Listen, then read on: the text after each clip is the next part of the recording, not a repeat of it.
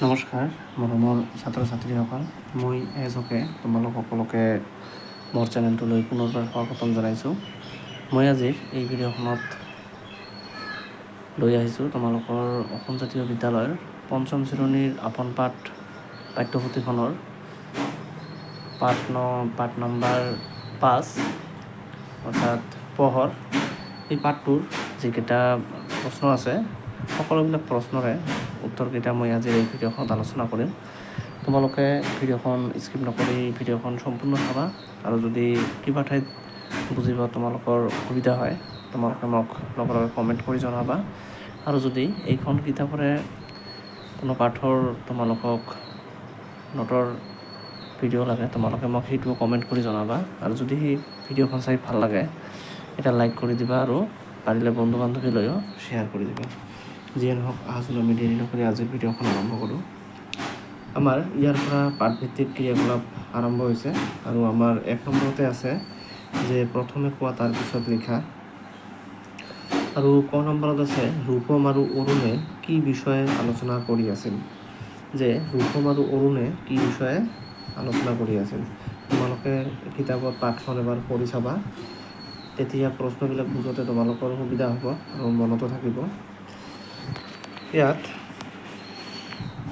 উত্তৰ হ'ব যে ৰূপম আৰু অৰুণে পঢ়া শুনাৰ বিষয়ে, অৰ্থাৎ কোনে কিমান সময় পঢ়ে বা কিমান সময় পঢ়িলে সিহঁতে সুকলমে নিজৰ নিজৰ পাঠ্যক্ৰম পঢ়ি শেষ কৰিব পাৰিব, সেই বিষয়ে আলোচনা কৰি আছিল। যে ৰূপম আৰু অৰুণে পঢ়া শুনাৰ বিষয়ে অৰ্থাৎ কোনে কিমান সময় পঢ়ে বা কিমান সময় পঢ়িলে সিহঁতে সুকলমে নিজৰ নিজৰ পাঠ্যক্ৰম পঢ়ি শেষ কৰিব পাৰিব, সেই বিষয়ে কি কৰি আছিল, আলোচনা কৰি আছিল। এতিয়া খ নম্বৰত আছে যে ৰূপমে অৰুণক কি প্ৰস্তাৱ দিছিল। কি হ'ব, ৰূপমে অৰুণক দিনটোত 1 ঘণ্টা পঢ়াই ল'বলৈ প্ৰস্তাৱ দিছিল, যে তেওঁ যাতে কি কৰে 1 ঘণ্টা আৰু সময় পঢ়াই লয়। গত আছে যে ৰূপমে কিদৰে দিনটোত 1 ঘণ্টা পঢ়াই লয়, যে তেওঁ কেনেদৰে দিনটোত 1 ঘণ্টা সময় পঢ়াই লৈছিল। ইয়াৰ উত্তৰ হ'ব যে ৰূপমে দিনৰ ভাগত অৰ্থাৎ সূৰ্যৰ পোহৰত কাম কৰাৰ সময় 1 ঘণ্টা পঢ়াই লয়। যে ৰূপমে দিনৰ ভাগত অৰ্থাৎ সূৰ্যৰ পোহৰত কাম কৰাৰ সময় তেওঁ কি কৰে 1 ঘণ্টা পঢ়াই লয়। সেইবাবে নিশা সোনকালে শুই ৰাতিপুৱা 5 বজাতে উঠি 5:30 বজাৰ পৰা পঢ়িবলৈ আৰম্ভ কৰে। ফলত লাইট নজ্বলোৱাকৈয়ে সূৰ্যৰ পোহৰ 1 ঘণ্টা বেছিকৈ ব্যৱহাৰ কৰে। আৰু এনেদৰে ৰূপমে দিনটো সূৰ্যৰ পোহৰ থকা সময়খিনি কি কৰিছিল 1 ঘণ্টা পঢ়াই লৈছিল।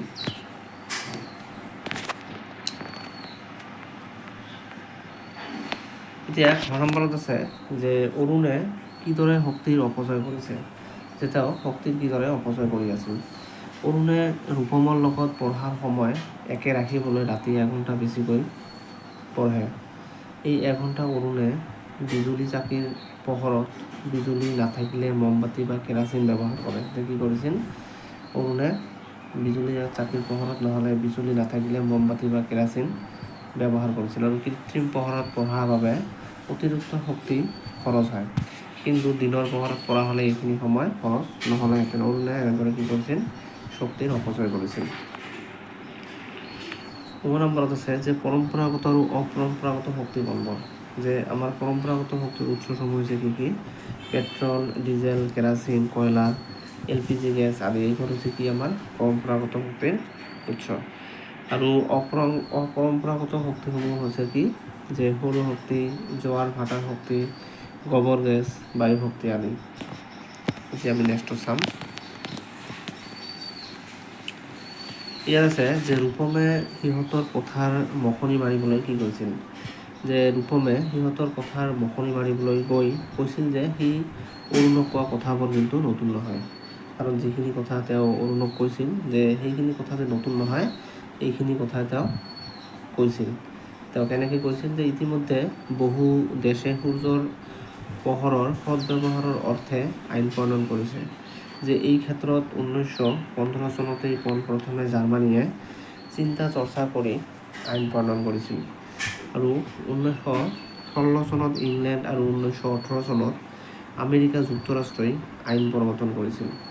দ্বিতীয় বিশ্বযুদ্ধৰ সময়ত বিভিন্ন দেশত শক্তিৰ নাটনিয়ে দেখা দিয়াত কৃত্ৰিম পোহৰৰ ব্যৱহাৰৰ পৰা হাত সাৰিবলৈ মানুহে আন্ধাৰ হোৱাৰ লগে লগেই বিচনালৈ যাবলগীয়া হৈছিল। 18শতিকাতেই চিন্তাবিদ বেঞ্জামিন ফ্ৰেংকলিনে মানুহৰ মনত সূৰ্যৰ পোহৰৰ সদ্ব্যৱহাৰ কৰা ধাৰণাটো সুমুৱাই দিবলৈ চেষ্টা কৰিছিল। ফ্ৰান্সৰ পেৰিছ চহৰত থকা সময়ছোৱাত তেওঁ এই বিষয়ে বুজাবলৈ যত্ন কৰিছিল যদিও ৰাইজে তেওঁৰ কথাত গুৰুত্ব দিয়া নাছিল। এনেকৈয়ে তেওঁ কি কৰিছিল, মখনি মাৰিবলৈ তেওঁ সিহঁতৰ পথাৰখনৰ মখনি মাৰিবলৈ তেওঁ এনেদৰে কৰিছিল। দ্বিতীয়ত আছে যে খেতি পথাৰত ৰাতিপুৱা কাম কৰিলে কিয় বেছি ভাগৰ নালাগে। যে আমি যদি খেতি পথাৰত ৰাতিপুৱা কাম কৰোঁ কিয় বেছি ভাগৰ নালাগে। কাৰণটো হৈছে যে ৰাতিপুৱা সূৰ্যৰ তাপ কমকৈ গাত লাগে।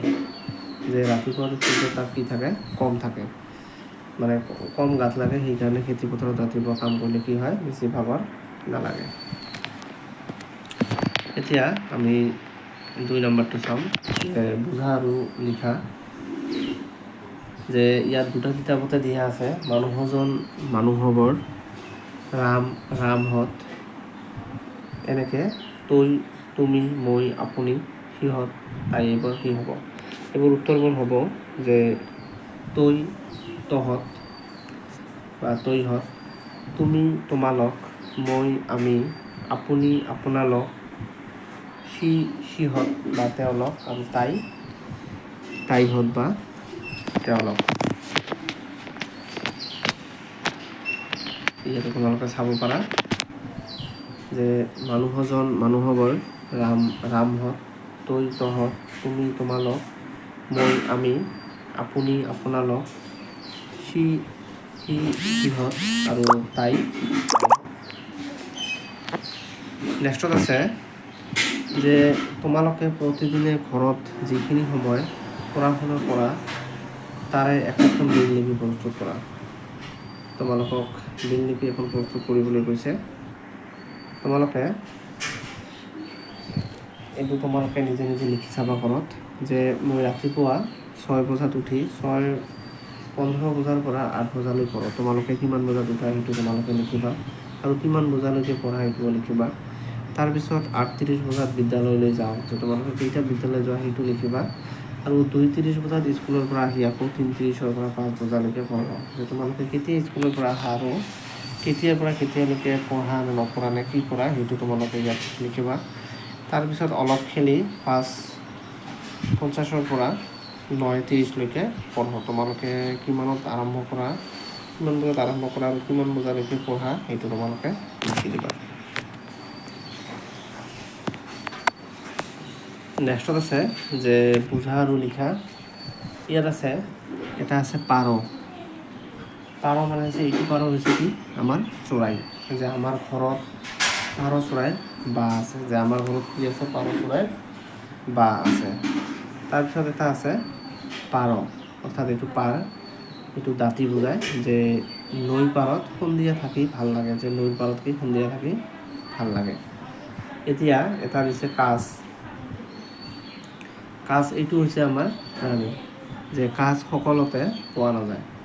আৰু এইটো হৈছে কাজ, অৰ্থাৎ স্বচ্ছ বা থলুৱা বস্তু, এইটো আমাৰ কাজক বুজায়, যে কাজ ভাঙিলে হাত ভৰি কাটে।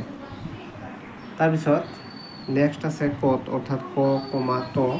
এইটো হৈছে আমাৰ প্ৰশ্নবোধক বাক্য বা প্ৰশ্নবোধক অৰ্থত এইটো বুজোৱা হয়। যে এইটো আমাৰ হ'ব যে কত আম লাগি আছে, এইটো প্ৰশ্ন কৰিব লাগিব। আৰু নেক্সট হৈছে আমাৰ কত, এইটো হৈছে বহুত। তোমালোকে এইটো মোক কমেণ্ট কৰি জনাবা। তাৰপিছত আছে জ, ত, য'ত, অৰ্থাৎ এইটো ঠাইও বুজায়, যে বস্তুবোৰ য'ত ত'ত পৰি আছে। আৰু জ, ত, আৰু এইটো বুজাব আমাৰ পৰিমাণ, অৰ্থাৎ ঘৰত যত কিতাপ আছিল সকলো পঢ়ি লওক। তাৰপিছত ইয়াত দিছে 5 নম্বৰ দিছে যে তোমালোকে পাঠত বেঞ্জামিন ফ্ৰেংকলিন নামটো পাইছা।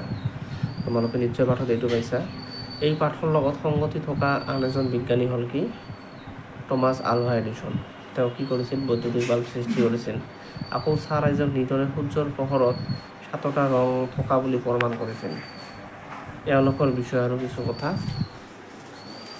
জানি টকা লিখা যে 1847 চনৰ 11 ফেব্ৰুৱাৰীত আমেৰিকাত জন্মগ্ৰহণ কৰা টমাছ আলভা এডিছন আছিল কি এজন মহান বিজ্ঞানী। তেখেতে কি কৰিছিল, বহু যুগান্তকাৰী আৱিষ্কাৰ কৰি থৈ গৈছে।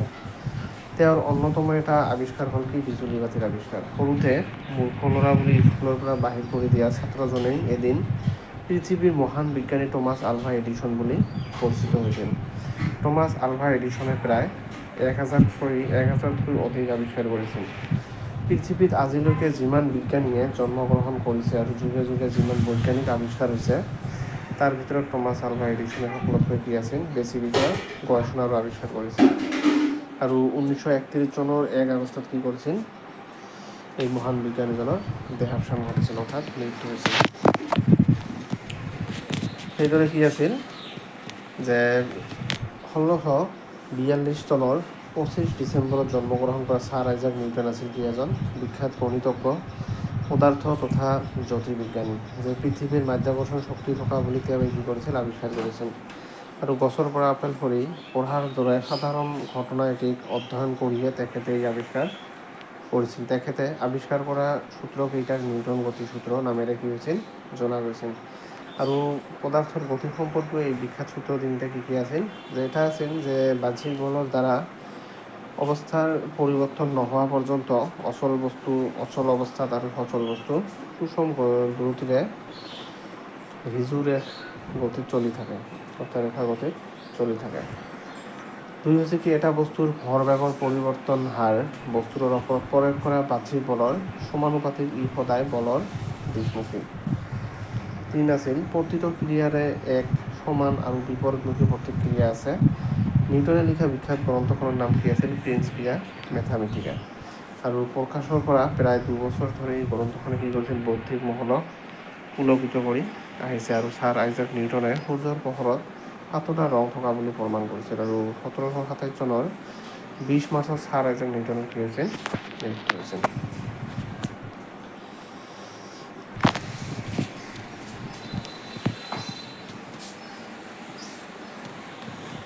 আশা কৰোঁ তোমালোকক ভিডিঅ'খন চাই ভাল লাগিব, আৰু যদি ভাল লাগে এটা কমেণ্ট কৰি জনাবা, আৰু পাৰিলে বন্ধু বান্ধৱীলৈ শ্বেয়াৰ কৰি দিবা।